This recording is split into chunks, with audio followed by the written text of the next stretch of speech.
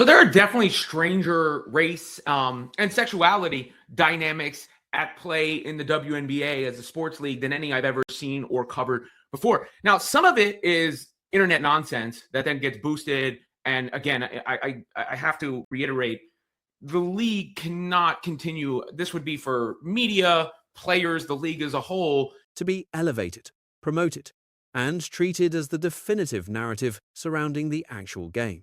However, there is an underlying current that has allowed these sentiments to take root and flourish. It clearly stems from the internal league culture and previous remarks directed towards certain players.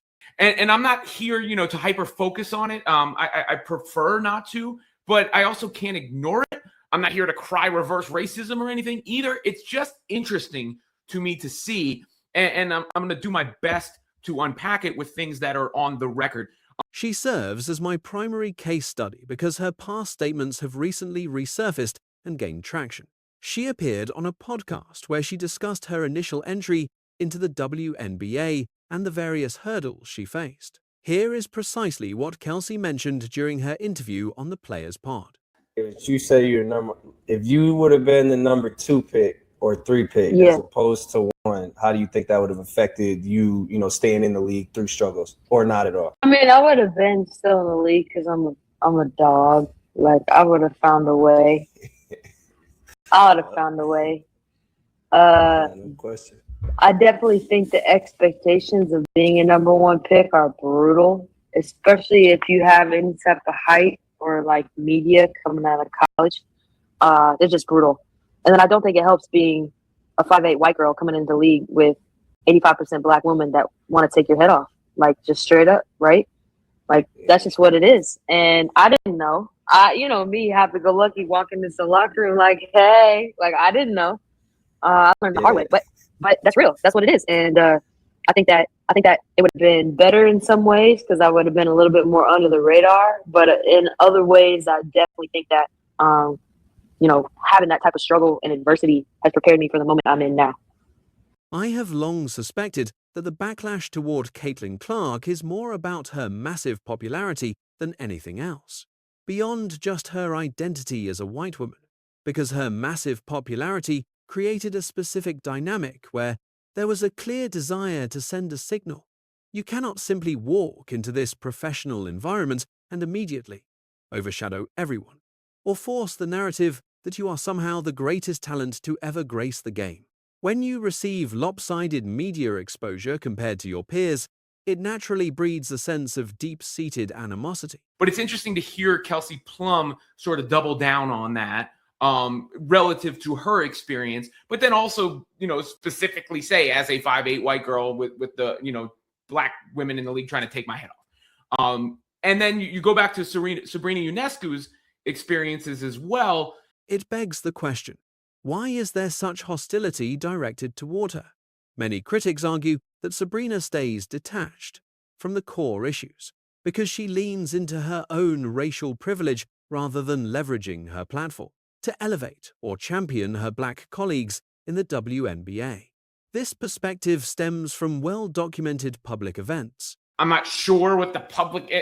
Sabrina's shoe came out and it did well. I mean, is that part of the issue?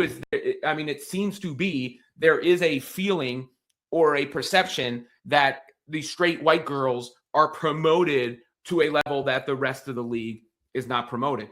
She admitted to receiving preferential treatment due to her race and sexual orientation, noting that she was so frustrated, she even blocked the WNBA on her social accounts. She clearly views it as a significant, undeniable issue within the league. She might be speaking from a place of deep conviction or echoing conversations she has heard elsewhere. From Asia Wilson, because we've seen that clip too. That's another one that literally exists. I'm only showing you matters of fact here. She knows how her privilege has gotten her to that point, and also like she's good at basketball.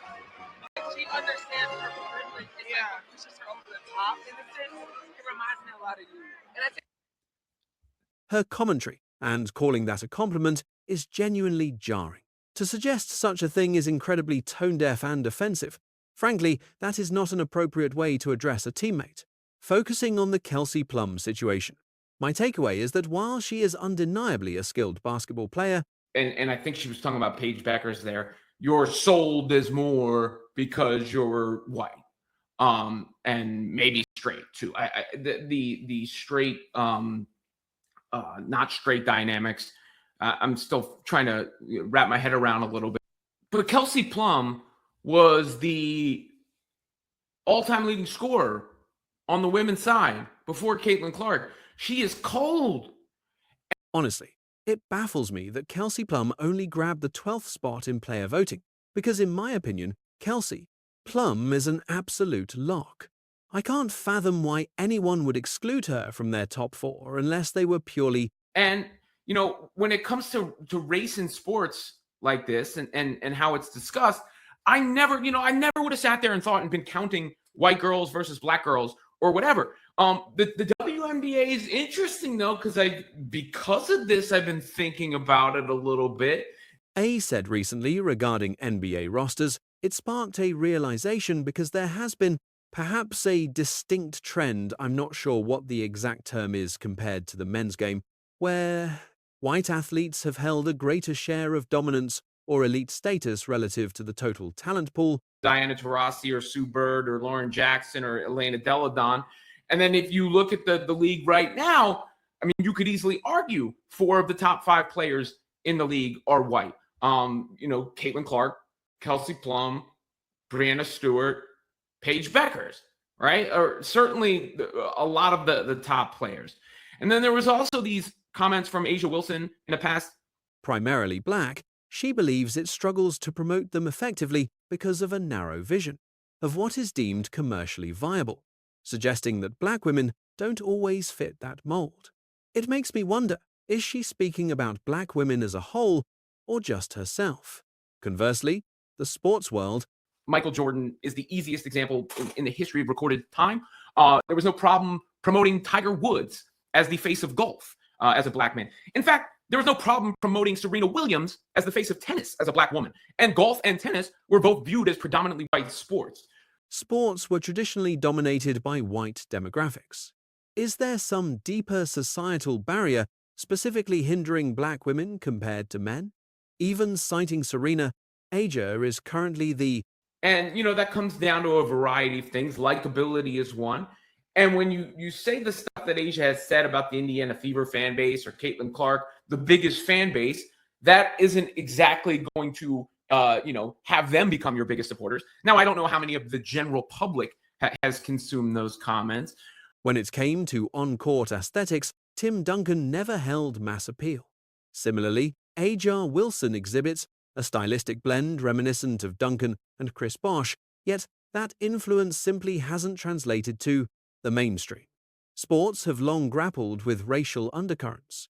In my youth, I frequently debated. All the time when I was younger, people would say no, they didn't say a black, that's a Freudian slip. They would say a running quarterback can't win the Super Bowl. And I would go, oh, you mean a black quarterback?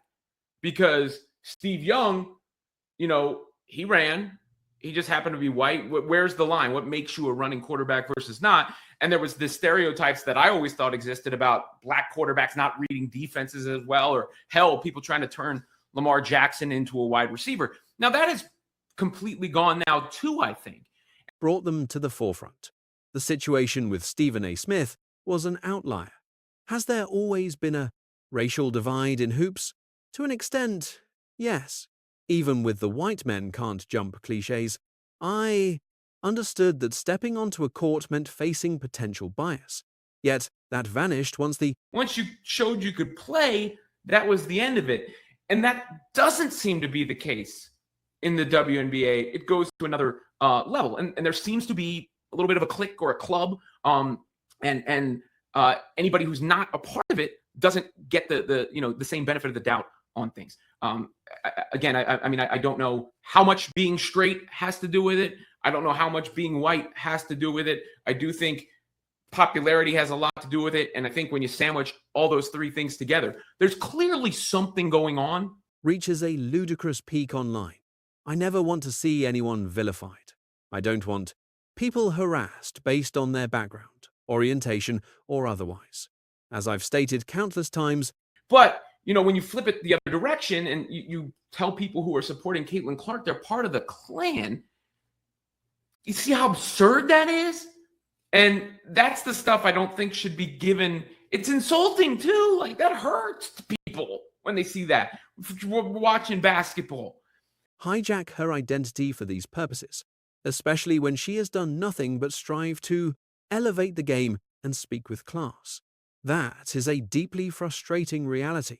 But it is worth exploring the dynamics under the surface, because I don't think